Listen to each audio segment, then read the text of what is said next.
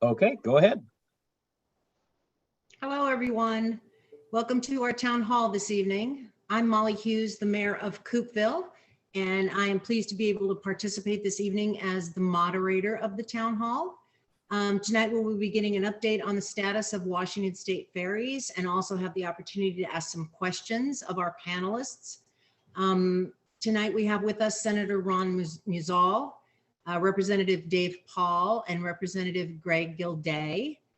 They all represent us in the 10th Legislative District. We are also joined by John Vezina, who is the government representative for Washington State Ferries. I would like to thank all four of our panelists for giving us this opportunity this evening to hear what is going on with ferries, and maybe we can hope to see what's going to be happening in the future and to hear what our concerns are. I'm going to give each representative a couple minutes to speak about their work on the ferries, and then we'll hear from John Vezina and get an update, and then we'll start with the questions. Tonight, we will be taking questions through the Zoom Q&A function on your screen. So at any time that you want to type in a question, please do so. We would ask that you keep the questions short and to the point. We would like to get through as many questions as we can this evening. I'll be trying to read them on a first come, first served basis, but I will also be trying not to repeat repetitive questions.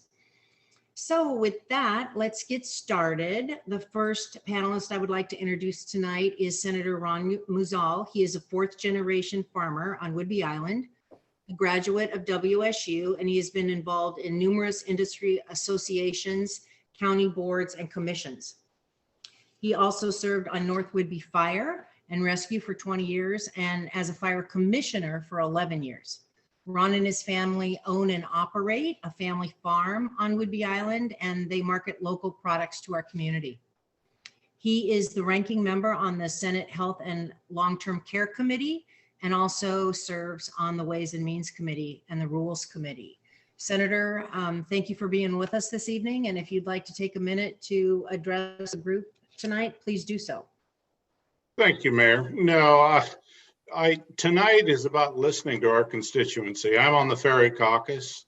As the senator from LD10, I've obviously heard a lot of concerns about the ferry system and its service, but tonight is the opportunity for the constituents to talk to us and for hopefully the opportunity to answer some questions. So thanks again very much. Okay, great, thank you. Our next panelist is Representative Dave Paul. He graduated from the Seattle University and then earned a master's degree from Miami University and a doctorate from the University of Illinois. Dave currently serves on the Transportation Committee. He's got over 20 years of experience in higher education, most recently serving at Skagit Valley College. He's currently the director for community relations. He's served on the board of directors for the Oak Harbor Education Foundation since 2009 and is the current president. And Dave lives in Oak Harbor with his wife and his 4 children. Senator Paul, would you like to take a minute? So thank you, Mayor Hughes. I really appreciate you taking the time to host this event and for my seatmates helping put this together and our legislative assistants who have done all the work to help get us here. So I think Senator Muzzall said it really well. We're here to listen, and we can I'm sure talk about some of the work we've done to help promote better ferries in our community during that, but I'd rather save my remarks and hear what folks what their concerns are and how we might better address those. Thank you very much, Mayor. Okay, welcome. Our next panelist is Representative Greg Gilday. He's serving his first term in the legislature. He was born in Stanwood and grew up in Washington and Alaska. He graduated with a bachelor's degree from Western Washington and earned a law degree and MBA from Seattle University. And then he moved back to the Stanwood and Camino area to raise his family. He is a firm believer in community service. He has served on the boards of Safe Harbor Free Clinic, the Stanwood Camino Food Bank, and the Stanwood Camino Rotary Club. Greg and his wife live on Camino Island with their 2 sons. Representative Gilday, go ahead. Thank you, Mayor. And I just like to first say happy election day to everybody out there. After the town hall's over, you will still have 1 hour to get your ballot into the boxes if you haven't done so already. I would encourage that. As with the other two, I'm here to listen, here to see what how our constituents are being affected by the ferries, and good, bad, and the ugly. And I'm looking forward to hearing from everybody today. So thank you. Okay. Hey, I'm going to interrupt myself here and ask one of the staff members. I see that one of the questions is this webinar being recorded for future reference? And I'm wondering if we want to do that. I would suggest we do it before John does his presentation. I don't know if you usually do that with town halls. I'm just throwing that out there. Okay, our last panelist is John Vezina. He has been Washington State Ferries' first director of government relations since January of 2016. He's a member of Washington State Ferries' 12-member executive team. He is the liaison between elected officials and the agency's 13 ferry advisory committees. He represents their concerns to the agency. He also leads Washington State Ferries Diversity Advisory Group. And we're all kind of thinking John's going to be the one in the hot seat tonight answering most of the questions. I'd like to ask John to go ahead and give us an update. Anything new he has to report about the ferries, and then we will move into the question and answer portion of our evening. Go ahead, John. Thanks, Mayor. And, I want to start. I'd be remiss by not saying I'm not surprised that it's the 10th Legislative District, which is the first one to invite me to have a conversation like this with their constituents. The 4 elected officials you see here, Senator Muzzall, I think I was one of the first meetings you had when you were appointed. You asked me to meet you in Clinton and talk about ferry issues, and you and your staff have been terrific since then. Representative Gilday, I know you've been in office less than a year, but we've met, we've talked, you've sent me questions, and you and Eric are terrific. And then, Representative Paul is a member of the House Transportation Committee and co-chair of the Ferry Legislators Caucus. I have a sneaky suspicion you have me on speed dial. I hear from you often. And then Mayor Hughes, I know how frustrating having Port Townsend Coopeville on one boat all year has been for you. And you have been very direct in expressing those frustrations to me. So, I really appreciate the 4 of you and this opportunity to talk to your constituents. And as well as you 4, met with Congressman Larson yesterday morning, who was asking about this, even though it's a state issue. He's heard from his constituents and wanted an update on what was happening, and to share the same thing with you that I did with him. And then also the governor's office is very involved in these issues and is talking to us day by day about how we can improve. So as the legislator said, this is mostly about you. I certainly want to hear from you. I've talked to several of you for your legislators and for others, but just kind of wanted to set the table for where we are. As you may know, we have 21 vessels. 19 of those are required for our regular summer service. 2 of them, there's not enough dry dock space in the Sound to not be working on 2 during the summer months. So during the summer, we run 19 boats. In the fall shoulder schedule, 18, and then in the winter, 17, when we don't run the boat from Anacortes to Sydney, or the Port Townsend Coupeville second boat. So, with competing dollars for transportation and fully understanding that your route, like every other except one, is part of the state highway system, we are crewed for those 19 boats to run during the summer. However, it would be a difficult sell, I think, for the public and for other parts of the state, in Yakima where they need bridges, in Spokane where they need roads, to say that we should be staffed for 19 vessels when we're only running 17. So, your legislators, the ferry legislators, have worked hard to explain the importance of this funding to their colleagues. But the way that our funding has been set up, in the spring, we go out and hire employees to staff those 19 boats in the summer. And we go out for the terminals, the engine room, and the deck, all of whom are busier in the summer. And we train them, we get them on boats. The new employees are on call because, again, we don't have the funding to pay people to work on boats that aren't sailing in the fall. So those people are on call. They work very hard all summer. And I want to say at this point, I know, because again, I've talked to several of you, how frustrated people are with our current service. But I also want to compliment our staff who for the last 19 months have worked to keep boats sailing. During the pandemic, when most people were at home, they worked to provide safe service. And I want to tip my hat to them for everything they've done. We have lost 2 WSF employees, 1 terminal staff and 1 engine room employee to COVID. And so we don't take that service lightly and everything that they've done. So we crew up, they work hard. And then we get to this time of year when we reduce service and those on-call staff aren't getting paid as much. They're just not getting called at the same rate. So often, I don't know about you, I couldn't afford to leave my job in October and come back in April or May. So a lot of those folks, if they're on call with us, they have to be there and available, so they can't get second jobs. So they either leave or they ask us to lay them off so they can come back in the spring and not lose that seniority. So that's how it's always worked. And then this year, like many agencies, transportation and non across the country, when we went to hire people in the spring, good example, we wanted to hire 16 oilers. We got 3 qualified applicants. There are marine difficulties all across the world, BC ferries, Alaska, tourism boats, cruise ships. I've heard from all of them that they are having the same kind of crewing challenges we are. And of course, as I've said, in a difficult climate for employment, taking an on-call job, which may be on call for a couple of years while you work up in seniority, is a tough sell. So this year, we figured out our training. We had to restrict training during the pandemic, but we had that by June 30th, fully crewed and ready to go with full training. And we had people, we hired folks and they were working. And then we got into Delta in the middle of summer. And when we did, we started having staff calling in with COVID infections and following CDC guidelines.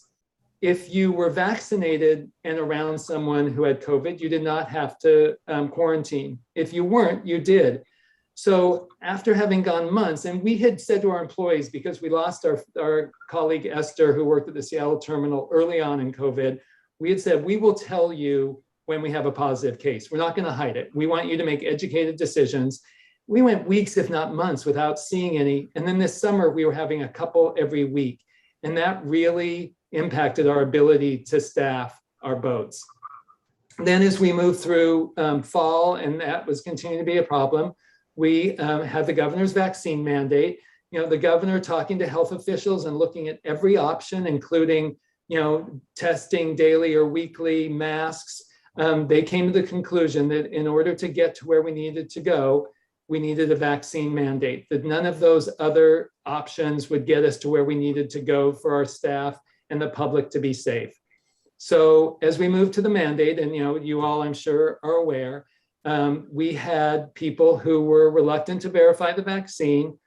On the 18th, we lost 121 staffers who had decided not to verify.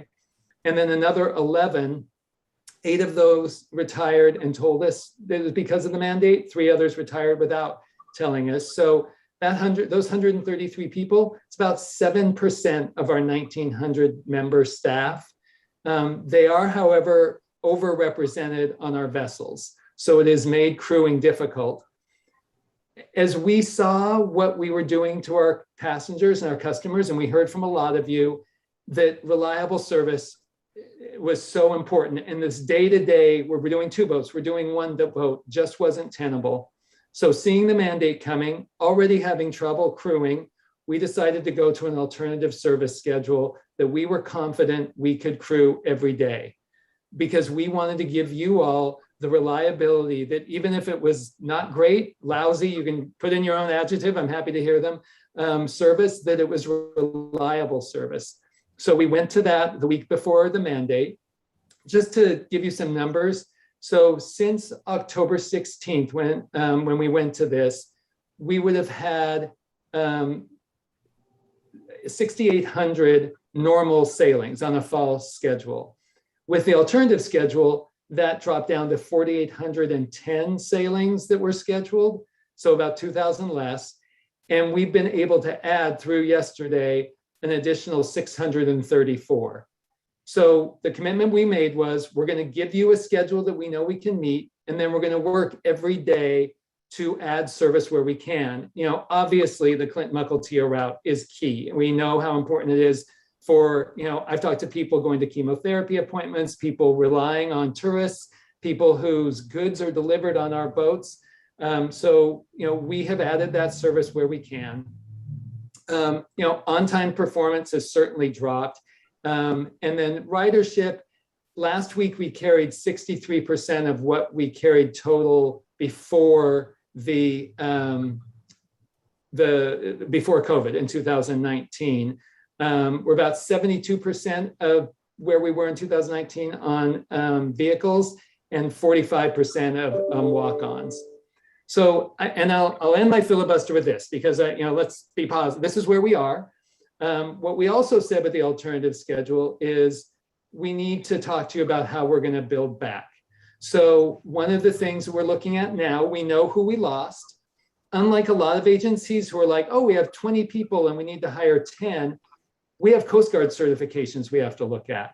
So we're looking at who we have left, what those certifications are for different boats, so we can decide what boats we can put back in. Also, cross-train people who maybe aren't trained on the bigger boats to get them trained for the engine room specifically on those boats. So we're working with the governor's office, we're working with state HR so that we can now say, okay, here's the employees we have. Now, how do we add back service? And we will, I think, within the next week or so, be talking to the public about, you know, we're looking at ridership, we're looking at islands who are reliant on our service. Here's where we would add back service when we have the employees to do so. And then when we think we will have that. It's difficult because I'm an empathetic person who wants to always default to yes. It's difficult because I don't want any of you to, you know, I don't want to say, oh, we understand it's rough, because I'm not waiting in the 2 or 3 hour lines you are. We know it's difficult. We know we have to do better. We are honestly doing the best we can with the staffing we have. We meet about this several times a day. We are looking, you know, we are hiring people as quickly as we can and training them. But we are in this rough patch, and for that, I apologize. We wish it was better, but we're doing what we can with the staffing we have. So Mayor, again, I really will end my filibuster now and kick it back to you, and obviously happy to answer any questions. Okay, thank you, John. I think you've touched on the first question about the 24-hour call out and the specialized training that your employees need, that it's hard to hire, and then they need extensive and specialized training. So let's go to the next question, which is about the ferry cams. And the question is, why are they not reliable? And the person asking says they're often not updated for a day or two. Yeah, and I know we had problems specifically this weekend. Some of it was IT related, and I apologize because I know we didn't notice it, or it wasn't sent to the IT people in a timely manner. So that is something, I saw that question, I wrote it down, that is something I'll follow up on my colleagues with, because we know that if you have to wait in line, those cameras, so you know what you're facing, are really important. Mayor, I just jumping back to the first question quickly. I understand the public's incredulity about our hiring, and you know, it is difficult to expect people, especially in a competitive environment, to take a job where they're going to be on call for 2 years and they have to answer the phone 24 hours a day and drive up to 30 miles to take a role. So that's the way it's been. You know, I know, again, talking to your legislators and to others, that the legislature is focused on how we fix that. So I just don't want anyone to think we think that's fair or that it's the best way to do things. It's the way that for which we're funded now and the way we've done it. But the person who asked the question is right. It is difficult to expect people to work under those conditions. Mm-hmm. Okay, thank you. We have a couple budgeting questions. Someone is asking if WSDOT received the operating budget. that they had requested for the next year? Representative Paul, did you want to say something before I? Well, so John, on we did not, so your legislators asked that nobody be laid off this winter. And I believe that request was met, right? So I want to be clear, there was nobody laid off this winter. We've got everybody working that can be working. Okay. Yeah. And then, is that right? Yes, I apologize. I should have been clear. Yep. That's the way we did in the past. There was definitely nobody laid off this year. And you might talk about the workforce study that's being done that might help us make some better decisions about whether or not that's the best way of moving forward. Yeah, absolutely. So one of the things the legislature did, there's been frustration for a long time with legislators about the amount of overtime that we have, about the very workforce development things I'm talking about. So Representative Paul and colleagues on the transportation committees, and then the full legislature, certainly with Senator Muzzal and Representative Gilday's support, they directed the legislative staff to do a workforce development study over the next 18 months. So they are doing a deep dive into what we need to do better. You know, how do we avoid so much overtime? How do we crew the boats in a sufficient way to avoid the problems we're in now? I have to say, I was in a call yesterday with the consultants who the legislature hired to do this. And I think in my nearly 6 years in this job, it was the most heartening conversation I had been in. They really are doing the work to understand. They've gone out in the boats, they've talked to crew members, they've got reams of information from us. And I am confident, Representative Paul, that you and your colleagues, you'll have an update at the end of this year, but the product you get at the end of next year will really help you make good decisions about how to support our service. And then to the budget question, Mayor Hughes, we were fully funded to provide the level of service that we're directed to provide. So the current issues are staffing; they are not budget based.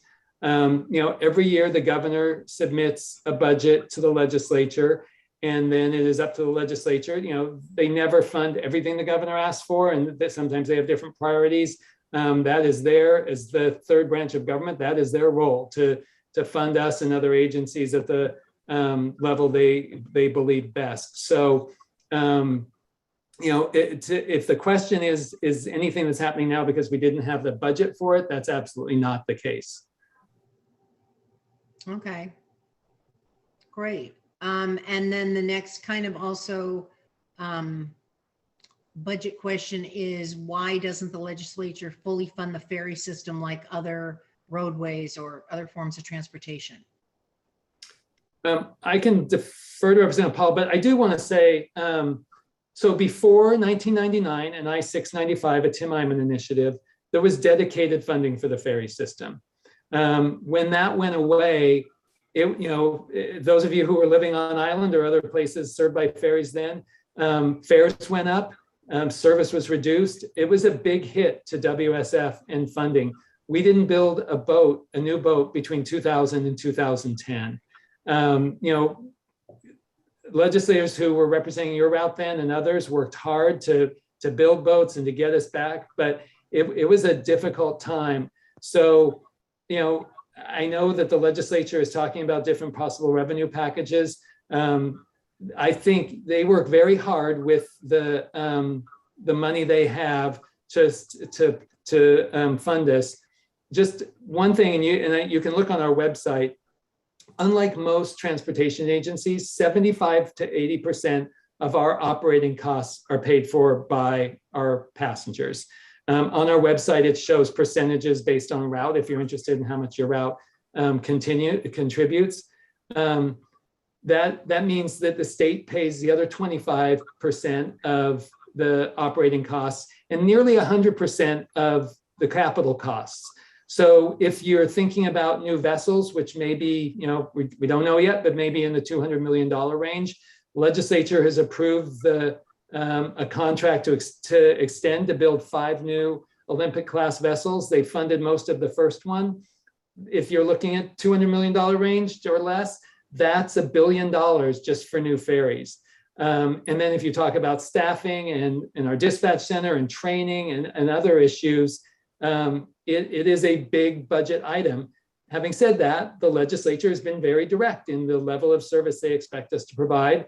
We cannot add or cancel service permanently. If we were to delete a route or add a route, that has to be at the legislature's direction. So, I work with your 3 legislators and others every day, and they are fighting for the funding that we need to run this part of the state highway system, but it is no small budget item. Okay, thank John, you. Madam Mayor, I might just add, I don't think other transportation areas would think that they're fully funded. So it's the request for maintenance or preservations of our bridges and roads. We don't fund that at the level that the Department of Transportation recommends so that we can get the best use out of our roads. Folks in Vancouver would tell you they need a new bridge to cross the Columbia River. The bridge is 100 years old. We haven't yet funded that. We have a whole host of transportation funding issues to address, transportation projects that are critical for our communities, and we're simply not funding them at the level that I think most of us think is best. Thank you. Okay, the next question is, I'm not sure I understand this. How is the governor's mandate helping public health and safety when it's directly caused our current reduced service, which prevents us from getting on and off the island in a timely manner? And then also a comment, we need help with extra runs during peak commuter hours of 5 to 8 a.m. and 5 to 7 p.m. Thanks, Mayor. As I said in my introduction, the governor and health officials looked at every option before they decided on the vaccine mandate. And it was their decision that to keep Washingtonians safe, that was the direction that they wanted to go in. We are one of those departments. And so, we followed, of course, that direction. And we are happy for our passengers that if they get on one of our vessels, they know that every staff member they come in contact with at the toll booth, in the terminal, on the deck, on the car deck, or in the passenger cabin, and when we return to concessions in our galleys, that those employees are all vaccinated and they don't have to worry about that. But it has had an impact on our staffing. Sorry, Mayor, I forgot the second part. Just a comment that we need more ferry service during commuter hours in the morning and the evening. Yeah, and thank you for that. And we know it's tough that you're predictably on one boat and then we announce two boats. To help, we've decided that at 10 o'clock each night, we will announce what service we'll have for the following morning. And at noon, we'll announce it for the afternoon evening commute to try to give a little bit of that predictability. But we absolutely agree, and that we're working hard to get back to staffing so that to get back to staffing so that we can get you back to a more normal schedule. Well, that's great. That answers the next question. So people can check after 10 o'clock at night for the morning commute and check after noon for the evening commute, that the most current information should be online, is what you're saying? Yeah, and I would really encourage people to sign up for our passenger alerts. We send those passenger alerts, and it's interesting, over the last week or two, you can sign up for email or for text messages.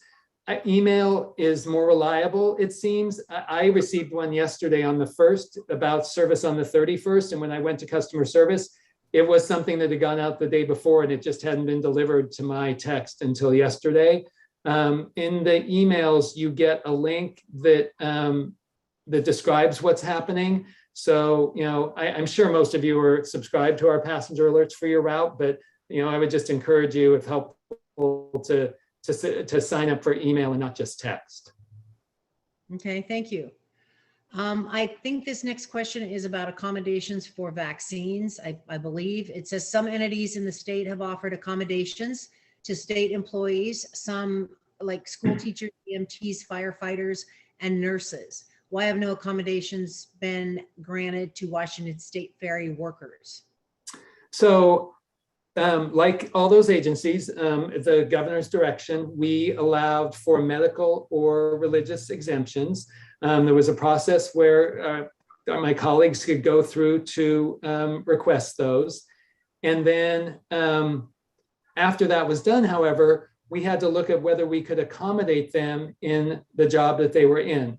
So, you know, for example, if you're working on a vessel, there's no way to accommodate you, although we had call center positions, we had other positions that were open to people if they were granted. So it was sort of you applied, you were either your religious exemption or your medical exemption was either denied or accepted. If you were accepted, then it was, can we find a way to accommodate you doing your job? If you work on a vessel or at a terminal and you didn't want to take another position, there was no way to accommodate you and allow you to do your job and avoid the vaccine mandate. Mm-hmm. Okay. This next question says, is anything being done about the root of the problem, which is vaccine mandates? The mandate is here, and I have not heard any discussion that that requirement for employment for me and all my 1,900 colleagues at WSF would be changed. Yes. Okay. The next question is, why doesn't the state allow commercial ferries to operate, even though this would mean competition for state ferries? I always answer that this way, you know, and I talk to people who are frustrated with us and wish there were private ferries.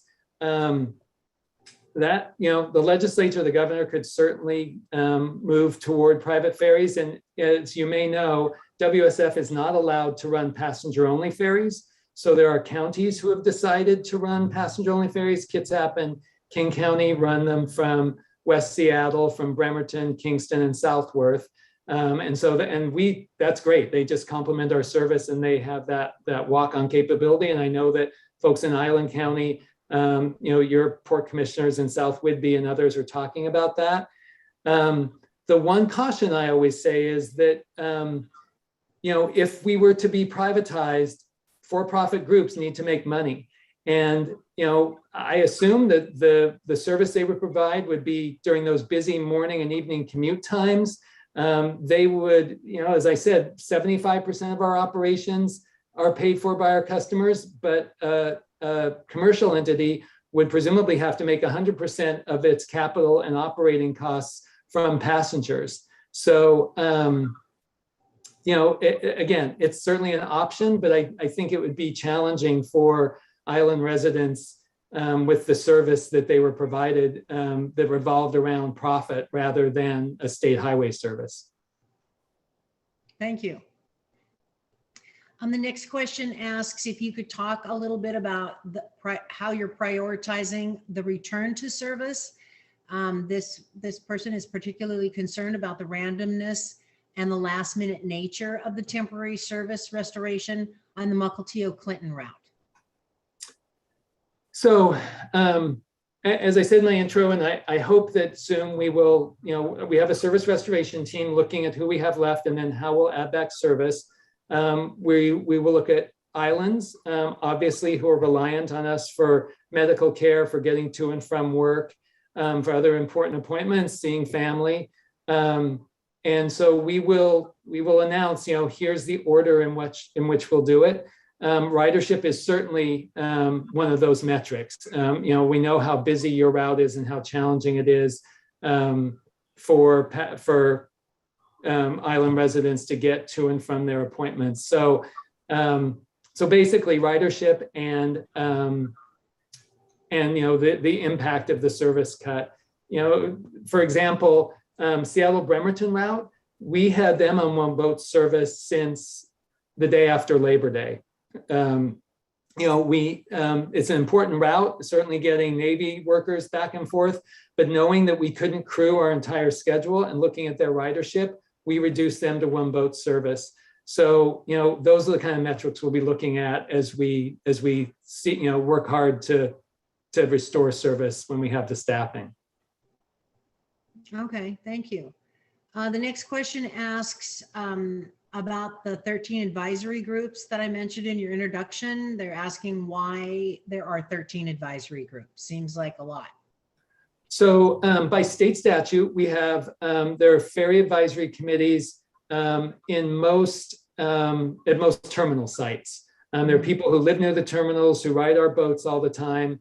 As you can imagine, people on the east side, Seattle doesn't have one. Edmonds has one member. The Anacortes FAC has several members, and they meet when things are happening. Although once they got reservations, it kind of took the pressure off the city of Anacortes. But the west side FACs, specifically yours in Clinton and Coopeville, are very active, and so it helps us get route specific information. That, for example, on Clinton Mukilteo, when you open a new terminal at Mukilteo, or when you have situations like this, the Clinton FAC is really key to understanding how that service is impacting our passengers. And then the 13 chairs also meet once a month to give us system-wide feedback. So, the reason that there's 13 is because there are impacts on different routes. They're different, and we need to hear that local feedback. Thank you. The next question asks or makes a statement that the ferry system spent $187 million for a new terminal when what we keep asking for is reliable service so we can afford to get on and off the island for work. Why hasn't the ferry system listened and responded to our needs? So, the new terminal was needed. Those of you you're all riding it all the time, what the old terminal was like. And it was agreed years ago that the size of the holding area, as well as the actual very small terminal, was not appropriate for one of our busiest vehicle routes. So we did spend that money to move the terminal, our first new terminal in 40 years, and build the new terminal. That capital funding and that continued investment in preservation and that terminal is going to be there for the next foreseeable future, for decades. That sort of investment is important and doesn't take away from the investment on the operating budget that your legislators fight for and that we're here talking about tonight. So, seismically, we look at new terminals that have seismic challenges, and the next one we're going to do is Fauntleroy, which, because of sea level rise and seismically, it's going to be quickly covered in water. But specifically to Mukilteo, for those reasons, we needed to build that new terminal as we look to the future and the increased ridership on your route. Thank you. I think we'll let John catch his breath and maybe address this next question to the three legislative representatives. And the question is,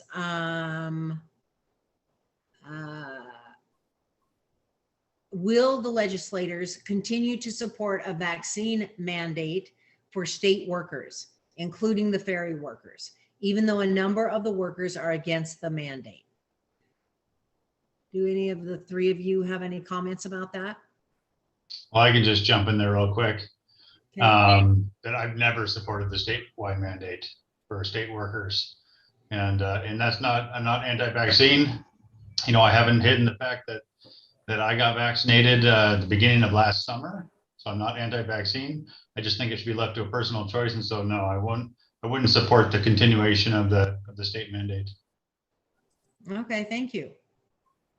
I would agree with Representative Gilday. In fact, we sent out a joint letter on that. I'm vaccinated, my family's vaccinated, but the truth of the matter, I think it's a personal choice, and to make one's employment based solely on that. We talk about accommodations, but I think that has been done very seldom, that it actually has worked out that way. And I don't know is that we can afford to force that when it comes to service and everything else as a state, but just my personal opinion. Okay, thank you. Representative Paul? Yeah, thank you, Mayor Hughes. So I'm not sure I was ready for a vaccine mandate. I think the first thing you try to do is you try to persuade people that this is what's good for them and their families and to talk to their healthcare providers. But we have it. I'm not sure if rescinding the governor's mandate would do us any good at this point. I'm not sure those workers will come back. I guess I'm more looking forward to what are the short-term and medium-term and long-term steps we can take, both Washington State Ferries and the legislature, to build back our workforce. Much of this was driven by retirements, and we've talked about for years the silver tsunami coming with an aging workforce, and we need to do a better job of funding the next generation of ferry workers and transportation workers. Thank you. Thank you. It seems to me like we've been having staffing problems and boat problems before the mandate went into effect. So I think there's a lot of things about the pandemic that have probably contributed to the problem with the ferries and a lot of other industries. Okay, the next question says, I'm not sure I understand this question. The ferries are part of the Department of Transportation and state highways. Funding is an issue for the Department of Transportation. Rest areas are being closed along highway systems. Any plans to reduce lanes a third to a half, as has been done with ferries? So, I think that's a great question. If I understand it correctly, we're part of the state highway system. You've had your service reduced by half, but when, you're not seeing three of 6 lanes closed on I-5, it is obviously somewhat different because we are reliant on Coast Guard certified crewing, and we don't currently have the crewing we need to run a regular fall schedule, where on the highways, those lanes are built and they're open. But it's a point well taken. We are part of the state highway system, and as such, we need to get back to reliable service with more boats, so that you all can get to the places you need to go, whether they're important or just because you want to go off island for the day. And that's what we're working toward. Okay, thank you. The next question states, engine personnel move from vessel to vessel since the Coast Guard has licensed them to be able to work on any vessel that falls within the limitations of their license, meaning any boat within the ferry system. This would allow the largest vessels available to be used on these runs that are running with one boat. So maybe that's not a question, more of a statement. Yeah, I'll just address it this way. Thanks, Mayor. That for our employees, engine room crews stay with their boat, deck crews stay with the route. So, deck crews learn how to load different routes and get hopefully as many cars on as possible. Engine room needs to understand that boat's engine. They are, especially the chief engineer and assistant engineer, the oilers learn that boat, but the chief and the assistant, they are experts in their boat's engines. So they have not in the past, it hasn't been easy to move them around. This was really highlighted for me a couple of weeks ago when we were on a call at like 10 o'clock on a Friday night, and we thought we were going to have to close down the Port Townsend Coupeville route. And someone said, well, we're closing the Point Defiance Tahlequah route on a Coupeville. Let's just move the oiler from the Coupeville on that route that's closed because the boat's not in service and move them up there. And someone said, well, we have to make sure they're broken in on the boat serving that route. So it's, these are the kind of levels of complication. And as I said in my introduction, that's what we're doing now. We are working to, when a boat is tied up, to cross-train people so we have that level of flexibility. I do want to reiterate, and thankfully, this isn't an issue very often because we don't have many emergencies, but the folks working on these boats are responsible for hundreds of people's lives. it doesn't, as I said, it doesn't happen often, but in an emergency, the deck crew, they all have to know that boat and know how to get people to the life rafts and how those life rafts work. The people in the engine room need to know how to put out a fire or to do something else in the engine room to keep people safe. And so, that is always our core in the Coast Guard's core value, that we have to make sure the people running on those boats know how to protect the public in case of an emergency. This is really underscored. About 25% of the people who we begin training for our deck jobs don't finish for one reason or another, whether it's fire school or the life safety of bringing in a body from the water. And recently, our chief of staff told me they actually had someone who decided to drop out because he was not aware of the level of responsibility he would have for passengers. And he said, I was not aware, and I'm not prepared to take on that responsibility for people. So, we want to provide that flexibility, but our core value has to be the safety of our passengers. Right, thank you. Hey, John, could I ask a question? So as we've looked at this, isn't the Washington State Ferries, I know this is a long-term idea, but the idea that we are consistent with the design of future boats, if we say only went to 144 boats, then it would be easier to move folks around if necessary. Isn't the ferry system considering that at least? Not the first time I've thought you should have my job. You answer things much more succinctly. Yeah, so we have 4 Olympic class vessels right now. One of those is almost always assigned to the Clinton-Mukilteo route. And then for those of you who lived there a while, you remember when the Suquamish came out a couple of years ago, Whidbey did a very clever PR campaign, including a musical video to convince us to assign the boat to that route. We need it to provide service relief for the other 2 Olympics. But we said we'd put it on Clinton-Mukilteo from about Mother's Day to mid-October. And Representative Paul, you're right. What the long-range plan showed is that the right boat for the next 5 is that same Olympic class. They'll be hybrid.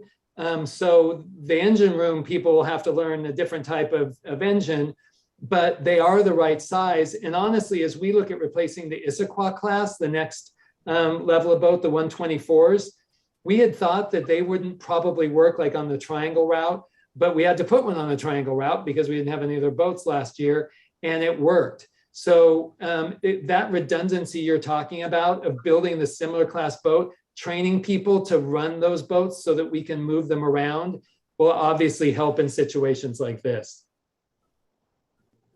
Thank you. Okay, we're going to keep plugging along. You're doing great, John. Thank A lot you. of questions. The next question is about long-term parking in Mukilteo. The statement is we need long-term parking so the people that work on the Everett side don't have to drive around. I'll try not to show my PTSD over parking in Mukilteo. I have talked to your elected officials for a long time about this issue.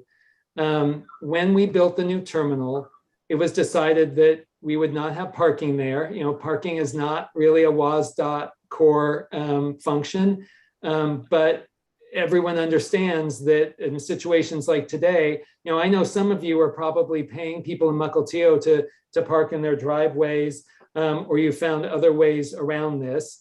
When Lighthouse Park in Mukilteo, I have a close friend who lives on Freeland, who is not shy about sharing her frustration with our service, by the way. When Lighthouse Park, I used to park at Lighthouse Park and walk on, and she would pick me up and then drop me off and I could drive home. Now that that's not a possibility, I know it's very challenging for people who want to travel. One of our core values is door to door, not shore to shore. And without parking in Mukilteo, it's very difficult for a lot of you who, I know that Island Transit is working along with Transit from Mukilteo on providing better connections, but it's really challenging. We have talked to the city of Mukilteo. There have been conversations about where the terminal, the holding area for the old terminal was. Could there be a multi-use building there with mixed residential retail and then parking at the top? We talked to the Tulalip tribe who owns property between the Port of Everett and our new terminal about parking there. That didn't work out. So we understand the need. The city of Mukilteo, of course, they have a waterfront there that a lot of their residents wouldn't use that parking. So it's the sort of the push-pull there. But we are happy to be involved and support any concepts that come along that would provide that kind of option for you all. Yeah, thank you. Has been an ongoing conversation. Another question is it time to discuss priority boarding for would-be residents, goods and deliveries, in addition to the medical priorities that are already in place? So this question comes up a lot, especially Vashon, the San Juan Islands, and Whidbey. Under current statute, and you can Google our WSF priority loading RCW, there is a list that we have to follow of who gets priority loading. As I've said before, that while you pay 75% of our operating costs, that other 25% of operating and the vast majority of capital is paid for by Washingtonians' taxes. So we have been told by the Attorney General's office that we cannot provide priority, a local resident priority, because we don't know who is helping to pay for through their taxes for our service, who happens to live somewhere else or has their mailing address somewhere else. It would be very challenging for our staff to add that responsibility, even if we were allowed to. So unless there's some change, we just aren't able to do a local preference. Okay. We have time for maybe one or two more questions, I think. The next question is, why is Washington State Ferries still doing training right now, probably taking a half dozen captains and mates from the boats every day? There is training, such as training on the slides. Good question. So as the person asking the question clearly knows, part of our training is to bring people from our boats who are already certified on a boat in to do that training. That has been a challenge this year and something that we're looking at, because there were times where we had to look at training new staff to work on the boats and tying up a boat in order to get people in to do that training. So that's how we've done it in the past. Right now, because we're on the alternative service schedule, we are not tying up boats to do that training. But I want to be clear that we know it's been a challenge in the past and something we're looking at.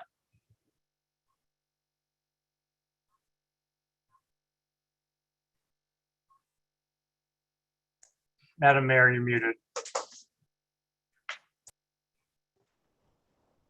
Sorry, rookie move. The next question is, will Washington State Ferries consider subsidizing passenger-only ferry service from Whidbey Island to Everett until such time that service on the Clinton-Mukilteo route is normalized?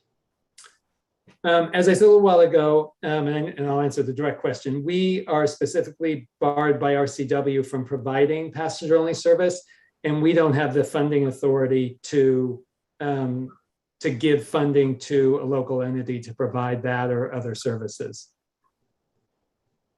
Okay. The next question is, multi-ride passes have expiration dates. Why not extend the passes to have no expiration? Currently, the passes must be exchanged for credits on a new pass purchase. This places a burden on riders and is very negative. I think I have fairly good news on that, although not what the correspondent was specifically requesting. So knowing that a lot of you have bought multi-ride passes that you can't use because of our lack of service, we looked at our options. One of those was just extend it. We just don't have the capacity with the service. We have some clunky systems, which people in the San Juans and Port Townsend and Coopeville will tell you, reservations and other things. We just don't, our system will not allow us to extend the date on those passes. So what we decided instead is that people could either trade them in or get refunds. So yes, you can use that money for a new pass, or if you're just not able to ride as much, you can get a refund and buy your tickets on a less frequent basis. Okay, great.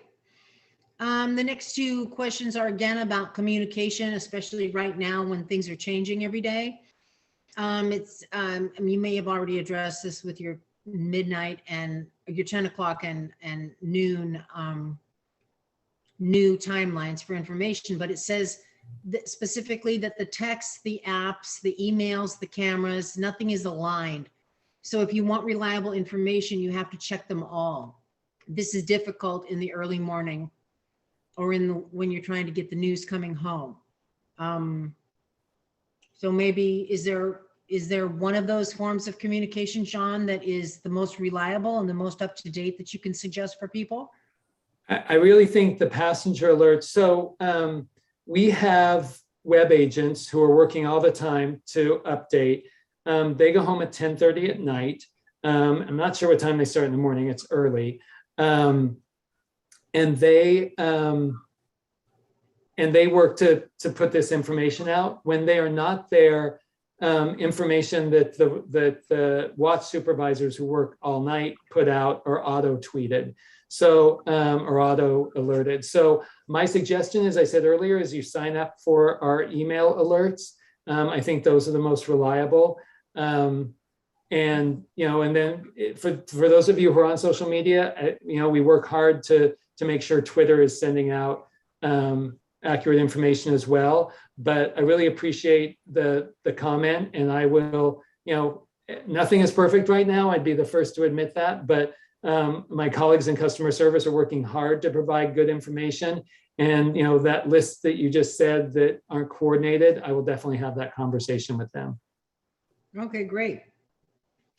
We're at 6:57, and I wanted to give the legislators a chance to maybe end with some comments or make some comments about what they've heard this evening. We have many more questions left, but I think we have to kind of wind down right now.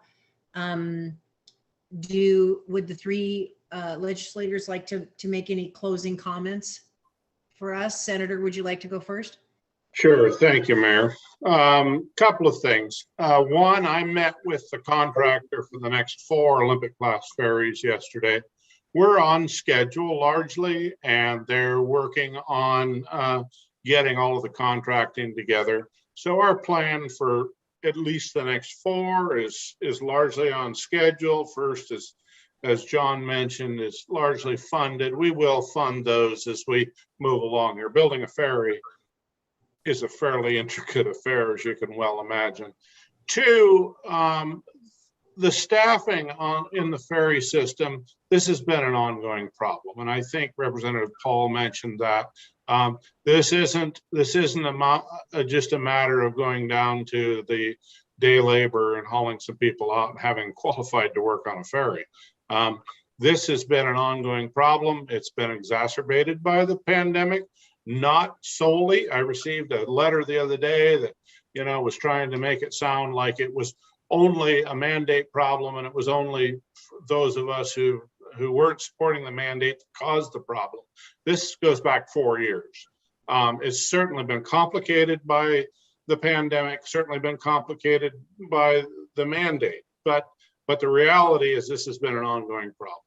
And so the ferry system is trying to work through this. I don't think there's any doubt that there's frustration.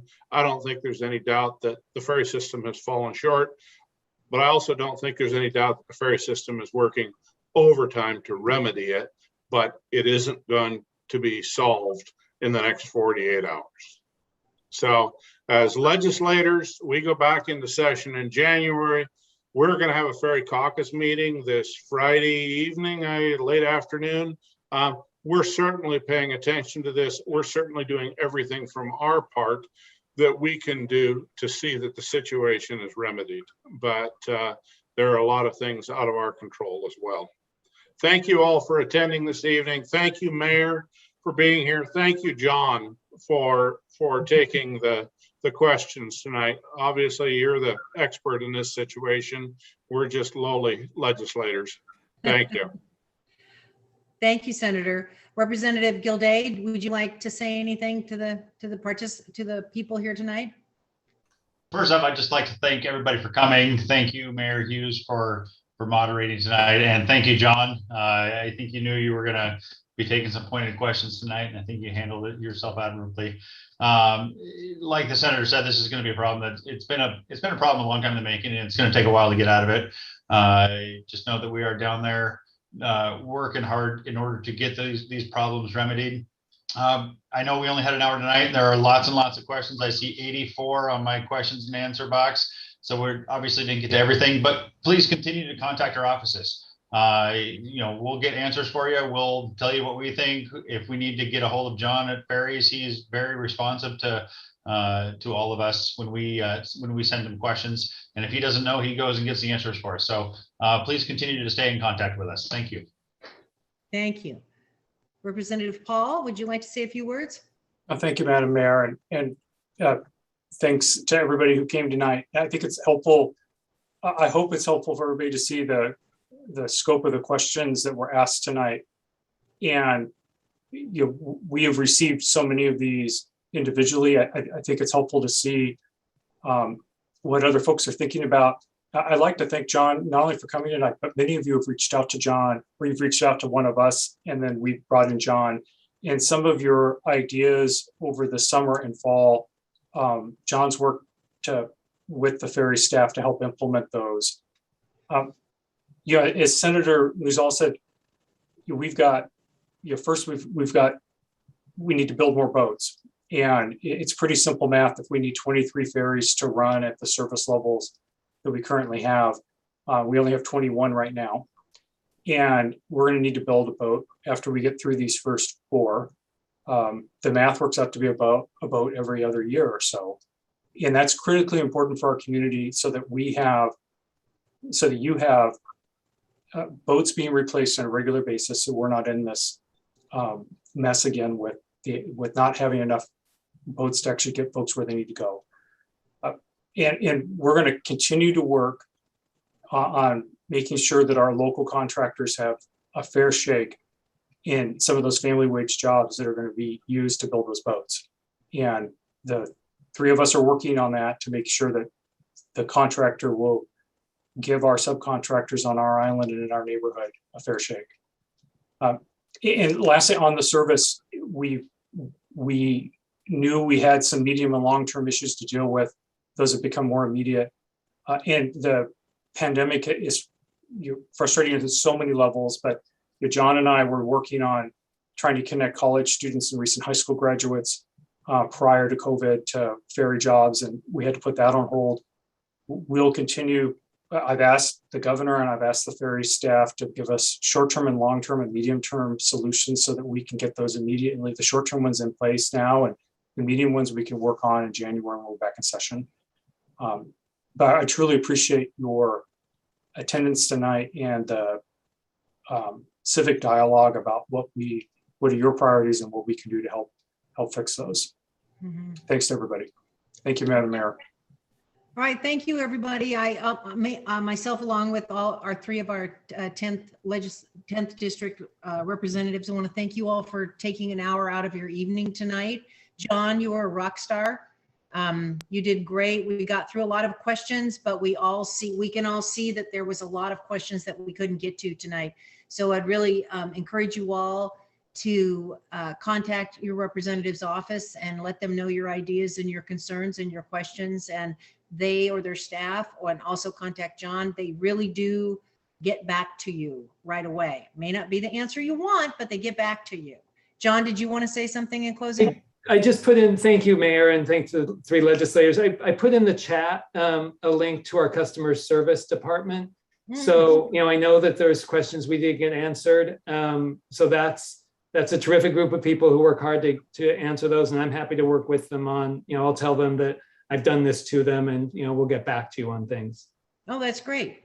That's great. Thank you very much. And to everybody that tuned in tonight, we thank you again, and we hope that you found this worth your time and informative. And we appreciate you participating in the process. Washington State Ferry Service is important to all of us on Whidbey Island and everyone else in the 10th district. So thank you all again for being